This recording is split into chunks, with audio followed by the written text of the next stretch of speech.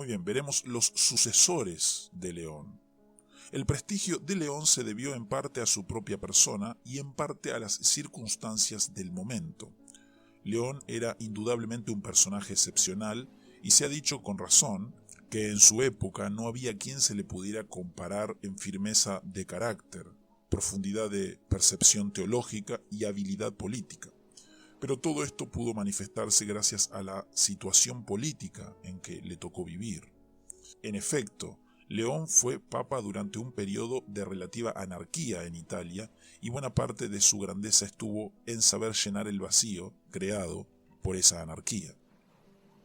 A la muerte de León le sucedió Hilario, quien había sido uno de los principales colaboradores del difunto papa e hizo todo lo posible para continuar su política, aunque con menor éxito.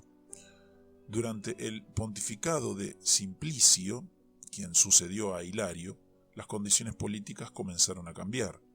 En el año 476, Odoacro depuso al último emperador de Occidente. En teoría, esto quería decir que ahora todo el imperio se hallaba unido de nuevo bajo el emperador que residía en Constantinopla. Pero de hecho, lo que sucedió fue que Odoacro y los demás jefes bárbaros, al tiempo que decían gobernar en nombre del emperador, se constituían en realidad en monarcas independientes. Luego, siempre que estos monarcas fueran fuertes, le harían sombra al papa y tratarían de manejarlo según sus propios designios. En otros momentos, los emperadores de Constantinopla tratarían de hacer valer su supuesta autoridad sobre Italia y por consiguiente sobre el papa. Pero en otras ocasiones no habría poder político alguno capaz de sobreponerse al caos y entonces los papas se verían en la obligación y la oportunidad de llenar ese vacío. En épocas de Simplicio y de sus sucesores Félix III, Gelasio y Atanasio II, las relaciones entre los papas y los emperadores de Constantinopla fueron bastante tensas, pues los emperadores trataban de ganarse las simpatías de los monofisitas de Siria y Egipto, y los papas y todo el occidente cristiano se oponía a esa política. Según veremos próximamente, el monofisismo era una de las doctrinas resultantes de las controversias cristológicas que sacudieron al cristianismo de habla griega durante el siglo V. Aunque esa doctrina había sido condenada oficialmente por el Concilio de Calcedonia en el 451, contaba aún con numerosos adeptos en Siria y Egipto, puesto que estas regiones comprendían algunas de las más ricas provincias del imperio. Los gobernantes de Constantinopla hicieron todo lo posible para granjearse la buena voluntad de los monofisitas y esto a su vez creó tensiones entre los papas y los emperadores. Por otra parte, en la época de Félix III, los godos, al mando de Teodorico, invadieron a Italia. Para el año 493, Teodorico era dueño de casi toda la península.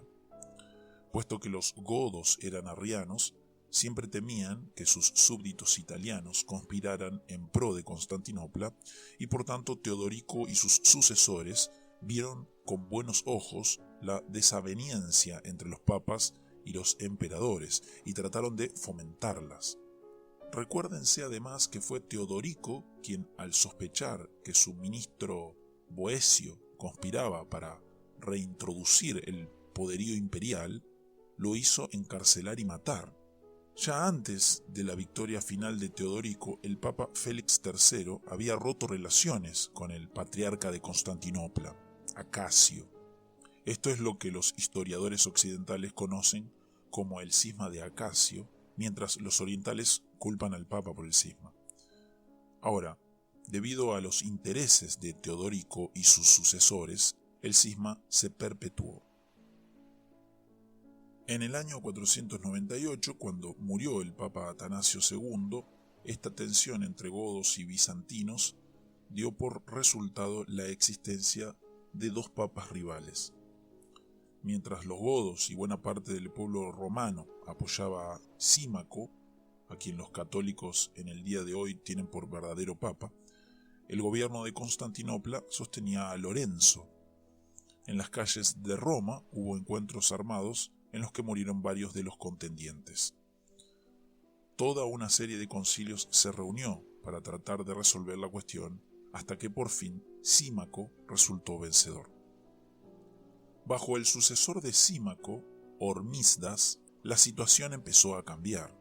El nuevo emperador, Justino, comenzó a interesarse cada vez más por el Mediterráneo occidental y por tanto trató de acercarse al Papa. Esta política fue seguida mucho más activamente por el sucesor de Justino, su sobrino Justiniano, bajo cuyo gobierno el viejo imperio romano disfrutó de un breve florecimiento. Tras una serie de negociaciones y mientras Hormisdas era todavía papa, el cisma entre Roma y Constantinopla fue subsanado. Al principio el rey godo Teodorico no se opuso a este acercamiento entre sus súbditos y las autoridades imperiales, pero hacia el final de sus días comenzó a sospechar que los católicos conspiraban para derrocar el régimen de los godos y devolverle Italia al imperio. Fue entonces cuando hizo encarcelar y matar a Boecio. Poco después el Papa Juan I fue enviado por Teodorico en una embajada a Constantinopla, y cuando el obispo no consiguió todo lo que el rey deseaba, este último lo condenó a la cárcel, donde murió. Según se cuenta, Teodorico se aprestaba a entregarles a los arrianos todas las iglesias de Ravenna cuando la muerte lo sorprendió. La muerte de Teodorico marcó el ocaso del reino godo en Italia. Teodorico murió en el año 526 y en el 535 el general constantinopolitano Belisario ya había conquistado la mayor parte de la península. Aunque era de esperarse que la nueva situación política redundaría en provecho del papado, esto no sucedió. Excepto en los últimos años de su gobierno, el arriano Teodorico les había permitido a sus súbditos ortodoxos seguir su propia conciencia en cuestiones de fe. Ahora, el emperador ortodoxo Justiniano, supuestamente aliado del Papa, trató de imponer en el occidente la costumbre oriental de colocar las riendas de la Iglesia en manos del Estado. El resultado fue toda una serie de papas que no fueron sino títeres del emperador y de su esposa Teodora.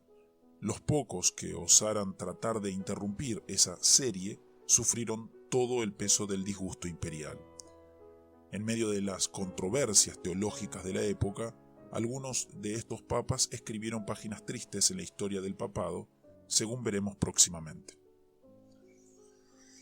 Sin embargo, el dominio bizantino sobre Italia no duró mucho. Como hemos dicho anteriormente, el último baluarte godo fue conquistado por las tropas imperiales en el 562 y solo 6 años más tarde los lombardos invadieron el país. Su poderío militar era tal que, de haber continuado unidos, pronto habrían capturado toda la península. Pero tras sus primeras victorias se dividieron y sus conquistas a partir de entonces fueron esporádicas. En todo caso, la presencia de los lombardos y las guerras constantes que esa presencia acarreó obligaron a los papas a ocuparse no solo de las cuestiones religiosas, sino también de la defensa de Roma y sus alrededores. A la muerte de Justiniano, el Imperio Oriental comenzó de nuevo su decadencia y pronto su autoridad en Italia fue casi nula. El exarcado de Ravenna, que teóricamente pertenecía al imperio, se vio obligado a defenderse frente a los lombardos por cuenta propia. Y lo mismo fue cierto en el caso de Roma, bajo la dirección del Papa. Cuando Benedicto I falleció en el 579, las tropas lombardas asediaban la ciudad. Su sucesor Pelagio II la salvó ofreciéndoles a los lombardos fuertes sumas de dinero. Además, en vista de que Constantinopla no le enviaba ayuda, Pelagio inició negociaciones con los francos para que estos atacaran a los lombardos por el norte. Aunque tales contactos iniciales no llevaron a la acción militar, eran señal de lo que sucedería varias generaciones más tarde, cuando los francos se volverían los principales aliados del papado.